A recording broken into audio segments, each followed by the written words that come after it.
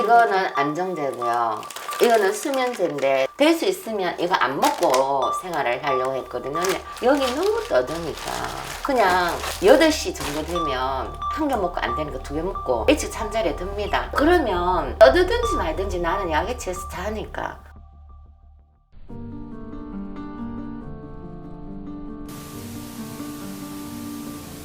코로나19 여파로 집에 머무는 사람들이 늘어나면서 층간소음 갈등이 격화되고 있습니다. 이 문제는 최근 연예계에서도 화두가 되었는데요. 집안에서 운동화를 신고 아이들과 공놀이를 한 방송인 A씨와 거실에 키즈 카페를 오픈했다는 개그맨 B씨의 사진을 본 네티즌들은 경악을 금치 못했습니다. 뿐만 아니라 층간소음 피해자 쉼터라는 한 온라인 카페에서는 이미 오래전부터 수많은 피해 사례들이 공유되고 있었습니다. 그중 제작진은 층간소음 피해를 호소한 제보자 A씨 모녀를 만나 그들의 이야기를 들어보았습니다. 10월 3일쯤에 도넛을 한 박스씩 사서 올라갔었어요. 박스를 주면서 공사가 5일날 들어가고 30일날 공사가 끝날 것이고 다음 달 5일날 이사 옵니다 라고 양해를 구했더니 알겠다고 그러고는 들어갔어요. 그리고 저는 공사가 그냥 진행되는 줄 알았어요. 하지만 인테리어 공사 소음이 생각보다 시끄러웠던 위층은 고통을 호소하는 벽보를 붙이며 공사 중단을 요청했습니다. 미친년아부터 시작을 해서 너가 공사 못한다 그러더라고. 인테리어 업자가 8번 출동을 했대요. 공사 중에. 우여곡절 끝에 이사는 왔습니다. 하지만 그날 이후 공사 당시 피해를 겪었다는 위층의 층간소음이 시작됐다고 말했습니다. 저희가 아무리 양해를 구했어도 시끄러웠던 건 사실이잖아요. 그래서 보복성이라고 해도 한 달 정도는 우리도 봐주고 그 다음에 얘기를 하던가 하자 이런 생각도 좀 있었고.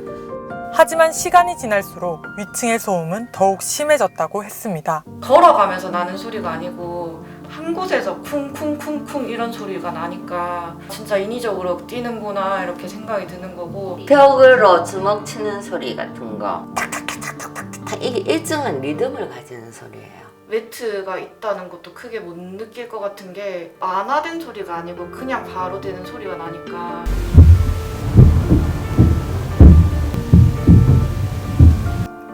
제작진은 아래층의 피해 사실에 대한 위층의 입장을 들어보기 위해 위층을 찾아가 보았습니다. 하지만 위층은 본인들이 소음을 낸 사실이 없다며 아래층에서 말도 안 되는 소리를 하는 것이라 주장했습니다. 이와 같은 층간소음 문제를 겪고 있는 사람들은 끊임없이 늘어나고 있습니다. 한국환경공단에 따르면 지난해 층간소음 민원 건수는 42,250건으로 2019년보다 무려 61%가 증가하며 역대 최다 기록을 찍었습니다. 특히 층간소음 주된 원인으로는 아이들이 뛰는 소리 및 발걸음 소리가 68.1%로 가장 높게 나타났습니다. 층간소음이 아무리 심해도 밑에 집에서는 올라가서 벨을 누른다든가 항의성 발언을 한다든가 하면 불법을 알고 있거든요. 경찰은 층간소음으로는 자기들이 출동을 못한대요. 시비가 붙거나 다툼이 일어나거나 하지 않으면 신고가 안 된대요. 구청에서는 해줄 수 있는 게 없대요. 밑에 집에서 할 수 있는 거는 국가소음 민원 사이트 있죠. 거기에 들어가서 신청해놓고 기다리는 수밖에 없어요. 무한정. 계속해서 층간소음 피해를 입고 있지만 빠르게 해결할 수 없어 답답하다는 제보자의 이야기를 듣고 법적으로는 어떻게 해결되고 있는지 찾아가 보았습니다. 천장 두드리기, 전화하기 여기까지는 합법이에요. 근데 초인종 누르기, 문 두드리기, 찾아가는 행위 자체는 불법이라고 2013년도에 판례가 나온 적이 있습니다. 소음진동관리법에 의해서 기준은 있습니다.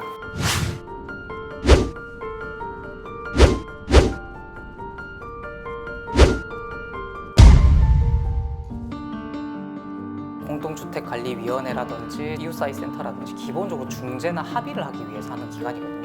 그래서 빠르게 처리가 되지 않습니다. 경찰 같은 경우에도 인근 소란이 너무 심하다라고 신고를 하셔야 개입할 수 있는 여지가 있지 윗집이 시끄러워요 라고만으로는 출동하기가 매우 어려운 점이 있습니다. 판례가 지정된 지 약 8년이라는 시간이 흘렀고 층간소음 피해를 호소하는 사람들은 끊임없이 증가하고 있지만 별다른 개선점은 보이지 않았습니다.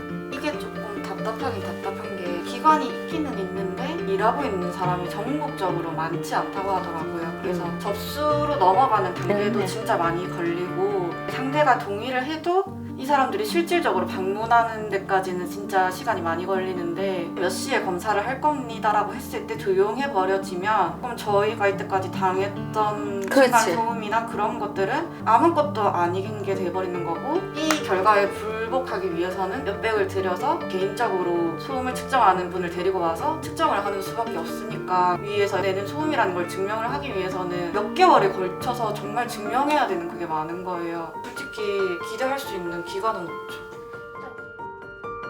국내 층간소음 관리기관인 층간소음 이웃사회센터는 본사와 지역본부 3곳을 포함해 총 4곳에서 운영되고 있으며 민원을 관리하는 담당자는 전국에 18명 뿐입니다. 이는 신고 피해를 호소하는 민원 건수에 비해 턱없이 부족한 인원입니다. 갈등 완화하다 보니까 잘잘못을 따지기보다는 양세대 방문 들여서 서로가 지켜야 될 부분들을 안내를 해드리고 갈등 완화를 위한 그런 상담이라고 보시면 되세요.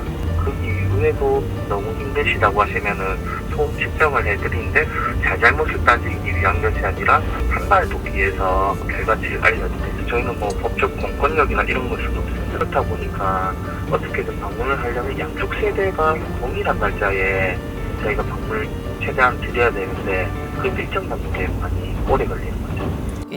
2014년도를 기준으로 해서 환경부에서 층간소음 손해배상액을 최고 피해 배상액이라 가지고 114만 원을 기준으로 해서 최고액을 정했는데 민사상 손해배상을 입증하기가 상당히 어렵거든요. 소송이 되시면 더욱 파국으로 치달아 가지고 권하지 않습니다. 층간소음을 입증하는 것이 어려워 최대 114만 원이라는 피해 보상액을 받는 것은 결코 쉬운 일이 아니었습니다. 이 때문에 우퍼 스피커 등을 이용한 보복성 층간소음 사례도 곳곳에서 발생하고 있었습니다.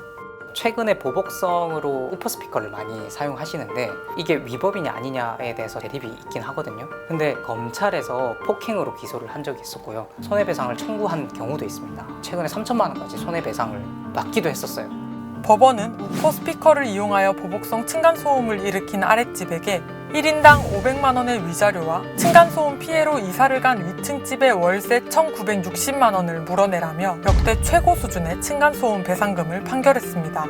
이러한 층간소음 문제는 배상금의 문제를 넘어 큰 사건 사고를 불러일으키기도 했습니다. 2016년도에는 노부부가 사는데 밑에 집분이 내가 취업 못하고 정신적인 스트레스 받는 게 위에 노부부다라고 해가지고 흉기로 찔러 죽인 사건이고 2010년부터 10년간 층간소음으로 인한 살인, 칼부림, 보복사건 등의 사건 사고는 이미 10여 건 이상 발생했습니다.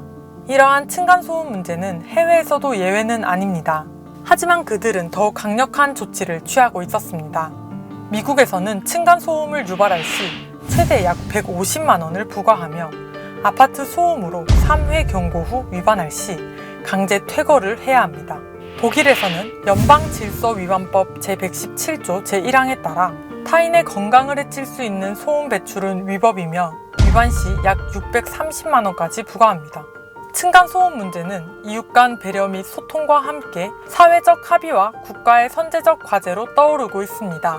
이에 정부가 적극적으로 나서지 않는다면 층간소음 피해는 고스란히 우리 국민들이 떠안아야 할 문제가 아닐까 생각합니다.